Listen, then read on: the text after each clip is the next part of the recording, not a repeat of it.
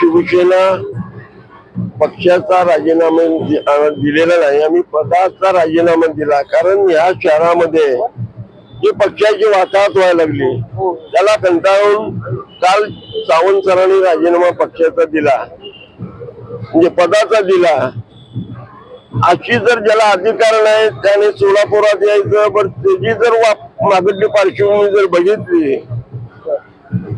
तर त्या मोहोळमधला याच्याकडे माणूस नाहीये, करमाळ्याचा याच्याकडे माणूस नाही, साठेसाहेबांचा कुठलाही नसताना तिथं काय नाही, इथे मुंबई करून त्यांनी पक्ष संपवण्याचा प्रयत्न सोलापूर शहरात केलाय.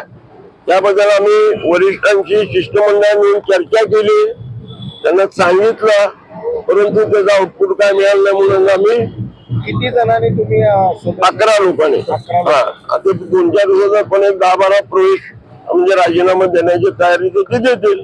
त्यानंतर पुढची भूमिका काय असेल? पुढची भूमिका ह्या सगळ्या कार्यकर्त्यांना घेऊन बाबा आपण आता काय करायचं, कोणत्या दिशेने जायचं, 4 दिवसामध्ये सर्वांना विश्वासात घेऊन त्यांचं म्हणणं ऐकून पुढील आम्ही रणनीती ठरवणार आहोत. आणखी काय घ्यायचं?